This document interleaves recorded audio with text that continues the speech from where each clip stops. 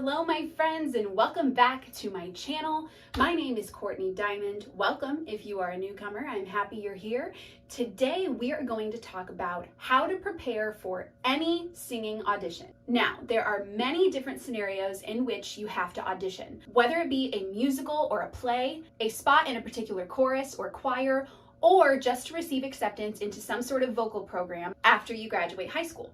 But today we are just going to focus on the singing portion of the audition. I have never met anyone who thinks that the process of auditioning for something is fun, and if I ever do meet someone like that, I'm not going to trust them.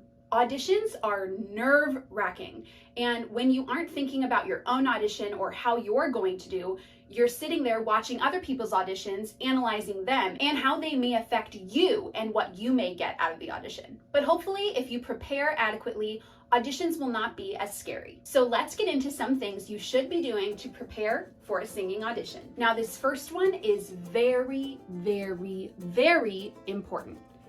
Choose a good song. When I say choose a good song, I don't mean choose something that you like a lot. I mean something that makes you sound good, something that fits in your range. Don't try to do something with this crazy part or crazy note in it that you can nail 30% of the time, or heck, even 80%. Don't take that chance. Do the sure thing. It's best to nail a song 100% and kick its butt than to do something iffy and not sound your very best. It's also best to do a song that you already know and are comfortable with. Being in a situation where you're trying to learn a song for an audition like a week out is a horrible plan and a horrible place to be in. Even if you manage to memorize it, you will be thinking the entire audition that you're going to mess up the words because you are just memorized. It's not something comfortable that you've been doing over and over and over. You've been spending the whole time memorizing. So you're gonna think, oh my gosh, what if I mess up the words? And then you're not gonna really be present during your audition. And there really does not need to be any unnecessary stress during the audition process.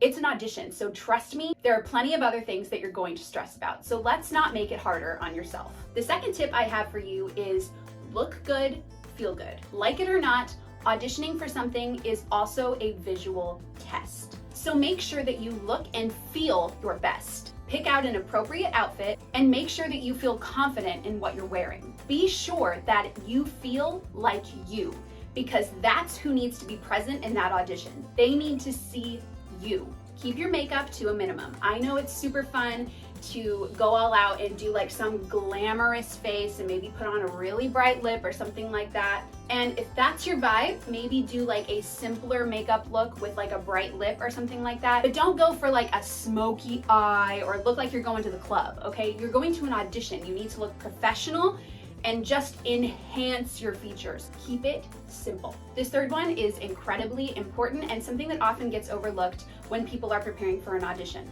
myself included. Pay attention to what you are eating and drinking in the days before your audition. There are quite a few things that you should be avoiding. So I'm gonna give you like this little mini list here of things to watch out for and why they may deter you from having a successful audition. Now, the first thing is dairy. And my heart is with you if you're a cheese lover like me, but my friends, we need to avoid the dairy for at least 2 to 3 days and the day of our audition. And here's why. Dairy is not the easiest thing for your body to break down, which means it's fairly likely that it could cause acid reflux. And even without the possibility of acid reflux, dairy actually sits in your throat more than any other food type, which allows it to sit there and kind of gunk up your esophagus. That makes you clear your throat more often, which is bad for your vocal cords and just kind of gross. So avoid dairy.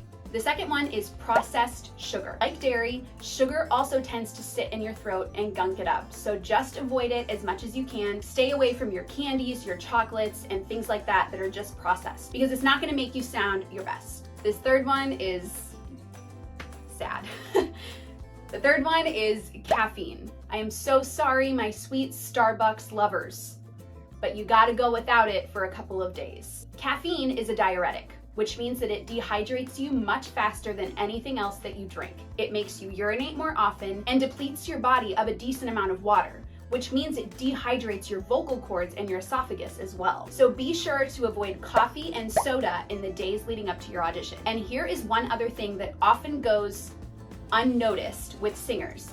Singers drink a lot of tea, especially on show and audition days, but guess what? A lot of those teas have caffeine. So be sure that in the days leading up to and the day of your audition, you are only drinking decaffeinated teas. So check your labels and make sure that caffeine is not an ingredient listed on your tea before you make hot tea. Instead of these options that could hinder your voice, focus on drinking room temperature water and a lot of it. Stay hydrated and stick to eating leafy greens, other vegetables, and non-acidic fruits. And also focus on eating balanced and healthy meals. Because if you feel your best, you're guaranteed to look your best and feel your most confident. Okay, back to our list of things to consider when you are preparing for an audition. The fourth one is practice. This one may be a little bit cliche and kind of obvious, but you better be practicing for any audition that you are doing. It's also a delicate balance though, because you can practice too much, burn out your energy, and overwork your voice. So shoot for maybe 15 to 20 minutes a day for the week leading up to your audition. And make sure you're memorized on whatever piece you're doing by at least a week out so that you can spend that whole week focusing on your vocal technique and how you sound versus having to memorize words, melodies, and crescendos and decrescendos and things like that.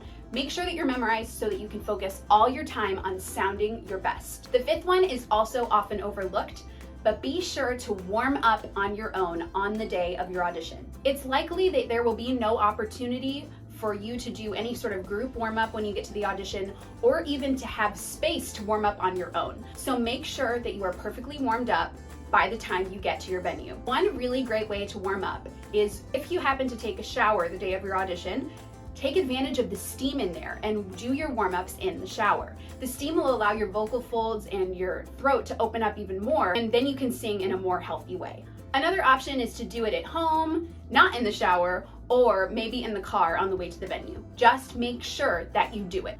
Your voice works just like any other instrument, so make sure that you have your instrument in tune and ready to do its best. The sixth one is show up to your audition on time. And by on time, I mean early. It is crucial to be early for your audition to give you plenty of time to find the venue, park, walk if it's a decent walk, and also to shake those pre-audition nerves, because more than likely you're going to have them. And the final one is to make sure that you say thank you and show your appreciation to whoever you are auditioning for. In the end of casting, if it comes down to you and one other person who sounds just as great as you, and they're trying to decide between the two of you, they are going to select the person that seemed the most professional and easy to work with. So saying thank you is a great way to leave them with a professional, polished, kind impression of you.